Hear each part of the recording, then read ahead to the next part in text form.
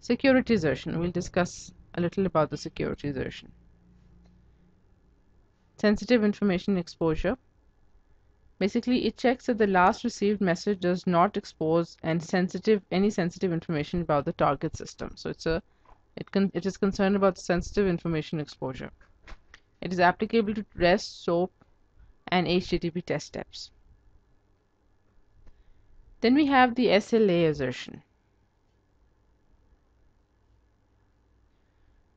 Now, the SLA assertion validates that the last received response time was within the defined limit. Otherwise, the assertion will fail. Applicable to script test steps and test steps that send request and receive responses. Now, the configuration dialog box is rather simple. You simply you specify the desired response time, and if the response came back or is received within the desired response time, then the assertion passes, otherwise it fails. Property expansion is also supported in the specified value, allowing you to control the assertion limit via some external mechanism if needed also.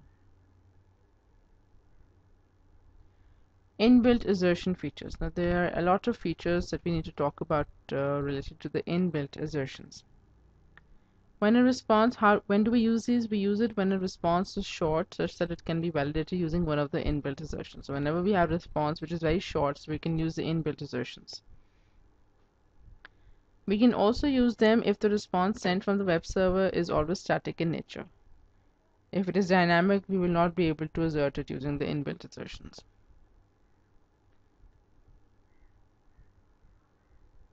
Now, we also use them when the usage of inbuilt assertions such as timeout assertions and security assertions become inevitable.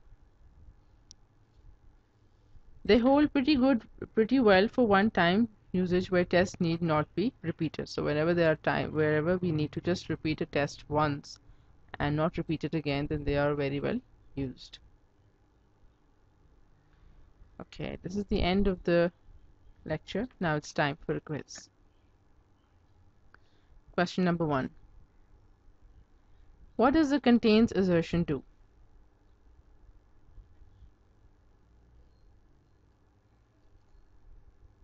Question number 2. What does the XPath assertion do?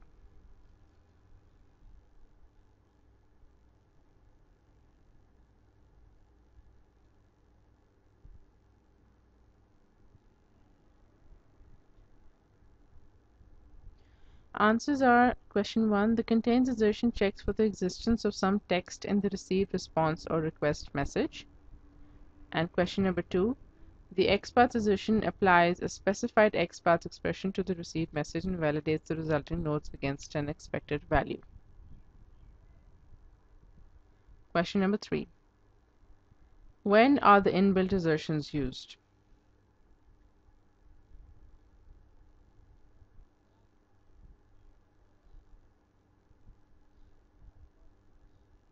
Question number 4, what is the difference between XPath and XQuery assertion?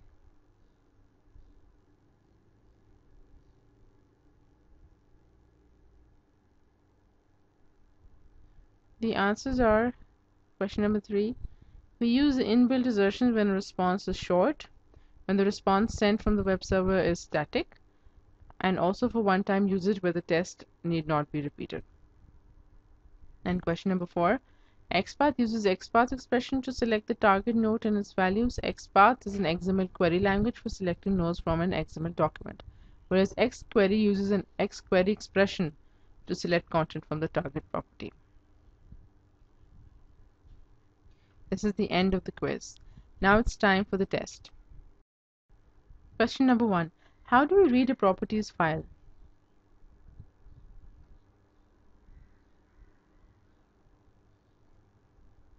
Question number 2. How do we obtain a database connection object?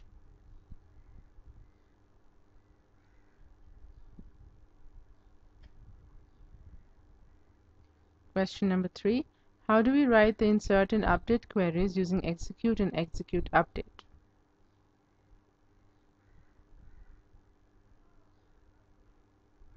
Question number 4. How do we add and validate contains and not contains assertions?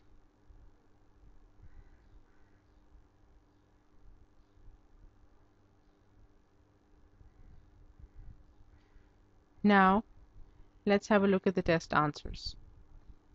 How do we read a properties file?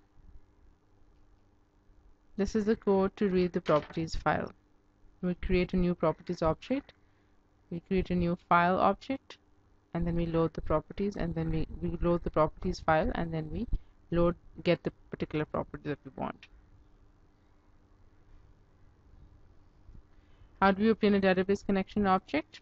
This is the code to it. You import the particular libraries, you make a connection object, and then you use the get connection method.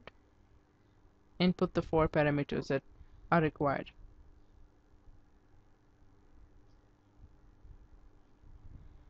How do we write the insert and update queries using execute and execute update? There they are. The first one uses the insert query, the second one uses the update query using execute and execute update.